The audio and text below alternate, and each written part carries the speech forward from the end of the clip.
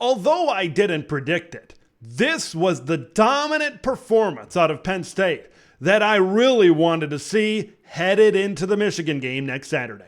From LA to Piscataway, all Big Ten all year long. This is Big Ten 10. Both pre-Big Ten and then especially as of late within the Big Ten, Penn State has dominated Maryland, not only in the win-loss column, but in terms of the margin of victory, and this game was no different. I thought Maryland might be a little bit more competitive, but this is the confidence boost, especially coming off last week's performance against Indiana. This was the defensive performance that Penn State really needed to get that momentum, to get that ball rolling headed into State College when they host Michigan next week. It was the defense, man, the pressure. I'm sure Manny Diaz turned on that Maryland Northwestern tape and said, if they can get 6 sacks, we can get 6 sacks. And that's exactly what happened. Back-to-back performances where the Maryland offensive line allowed 6 sacks against the opposing defenses. The Nittany Lions also got in for 12 tackles for loss. Taulia Tagavailoa was in Hudson Card territory where he was running for his life a majority of the time back there in that pocket. Penn State saw the weakness that was the pass protection. Penn State saw the weakness and the holes within the Maryland front and offensive line, and they exploited it. Now, Maryland did get a little bit going at times when they were able to release the ball quicker. When Taulia Tagavailoa, 1-2-3, drop, throw, short pass, get the ball to guys like Caden Prather, Deshaun Jones, and some of the receivers in space, and let them do things with it. Now, the problem with that when you're playing an athletic, fast defense that's a really good tackling defense like Penn State is you're not going to get big plays or a ton of yards or a ton of scoring drives, move the chains type of first downs like that, because they're going to fly to where the football is and they're eventually going to make the play. You're not going to be able to dink and dunk and move the football down the field. That's why this defense works so well, that if they get to the quarterback, they're going to disrupt them. They're going to hit them, and they're going to get sacks. They're going to get hurries. They're going to get all of that pressure type of stuff that you want to see from a really good defense. And because of that, offenses are going to look to incorporate a quicker, shorter passing game, and they've got the speed and the awareness at linebacker for them to flow the football. Safety as well, really all over this defense to be able to flow to the football and not let those short, quick plays let them turn into big yak 20 yards, 30-yard plays down the field. Manny Diaz drew up the perfect game plan that he needed when he took on a team like the Maryland Terrapins. Now, of course, we talk about those explosive plays and what Penn State did, going and maybe forcing Maryland into some dink and dunk plays. We know about the stats on offense for Penn State.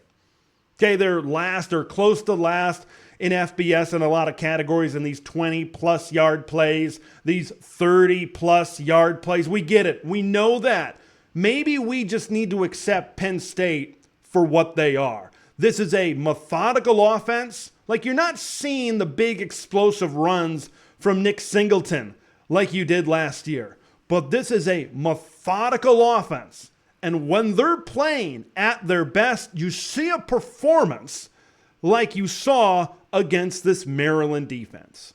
When Drew Allar has time to throw the football, he can throw dimes. He can drop it in there. This was yet another proof of that.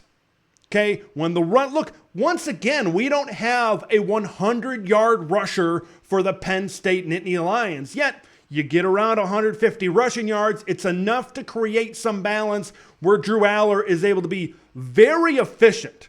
Okay, that's the thing. When he has a lot of time and everything is on schedule for Drew Allar and Mike Yurcich, he's going to complete a lot of passes. He's not going to throw a lot of incompletions. There's a lot of threats within this offense. Now, they might not be the best threats at their position in the conference, but they're enough threats and they're good enough threats for Penn State to keep on moving the football down the field.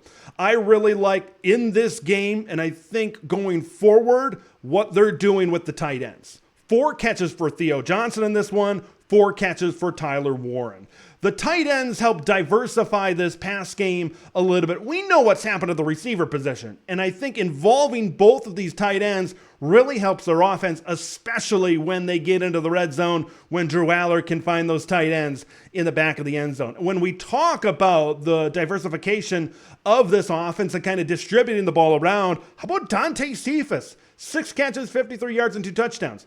Preseason, we're talking about this guy. Looks like he's going to have a really good season in this PSU offense. Haven't really seen a great game as of yet, but like I said, a couple of touchdown passes, a couple of touchdown catches, I should say, for Dante Cephas is a step in the right direction, and maybe in these last couple of games of the season, maybe he can truly evolve as that true number 2 target alongside Keandre Lambert-Smith, who had another really good game. This is the type of Penn State offense. This is the type of great performance that you want to see. An all-around great statement type of win and statement type of performance for Penn State. We need to accept that this methodical approach is what's going to be successful going forward for Penn State. You can talk about the big plays, you can talk about the explosive plays until you're blue and white in the face. You can talk about maybe the lack of explosiveness in the run game. And for me, I think that's the lack of explosive plays in the pass game versus run game. It's the run game, I think, for me, that stands out more because you did see those wow type of plays from Nick Singleton last year that you're really not seeing this year. It's just different. It's different. The path to success is a little bit different this year. And I think they really lean on that defense on the other side of the ball. That's defense has been better this season. They are better at the quarterback position. It's okay if they don't get explosive plays, if they win like this. Let's talk about the Maryland Terrapins for a minute, right? 4 consecutive losses for Mike Locksley and the Terps. You can understand Penn State, you can understand Ohio State, but the losses kind of in between there against the state of Illinois, the Fighting Illini, and then the Wildcats of Northwestern. This is a team that you got to find a way to get some confidence down the stretch to be able to finish strong. And this stretch, and really this season, I think has been a microcosm of Maryland football over the last few years under Mike Locksley, where you start good, maybe you see some glimmer of hope at some time where maybe you can knock off one of the 3 big boys, but in the end, it comes crashing down. You lose games that you were maybe supposed to win, right? I mentioned those 2 against the schools from the land of Lincoln. And then you play, and then like I said, this is a lot of the same stuff that we've seen in years past from Maryland. Okay? You saw them be competitive at times against Ohio State, but the Buckeyes pull away. You see them get absolutely bulldozered, right? Train wrecked, whatever you want to call it, by Penn State. This is a lot of the same stuff we've been seeing. The ups and downs from Taulia Tagavailoa, the offensive line, all of these things. It's a very similar picture that Maryland is painting this year that they have painted in the past. So they need to find something to turn this thing around. That offensive line has got to get better in College Park, Maryland. If this offensive line can't protect Taulia Tagavailoa, and you could see him shaken up towards the end of this football game after all of those hits from the Penn State defense. If they can't protect him, they're going to have trouble. Speaking of protection, I want to end the video on this. When things are on schedule, when the pass protection is like it was, and that number 15 white jersey is clean, Penn State is going to have success, folks. I think it comes down to the pass protection. You look back at that game against Ohio State where the Buckeyes were owning, let's call it as it is. The Buckeyes pass rush owned Penn State at getting into the backfield and disrupting Drew Allar. When things are on schedule, things work well for Penn State. Today was an example of that. When things get a little bit off schedule, maybe it's a different story. We'll see if Penn State can keep it on the tracks as this thing progresses throughout the season. I want to hear what you guys think of this matchup. Penn State got a big one against Michigan next week. Are the Nittany Lions in position to win the big one against a top 4 Michigan team? Or do you think it's 10-2 type of season as usual for the Nittany Lions? And what does Maryland have to do to kind of turn this thing around and finish strong? Leave your thoughts, everything Penn State, Maryland, in the comments below. I'm Big Ten Ted. We'll see you in the next one. Thanks for watching Big Ten Ted, where it's all Big Ten all year long.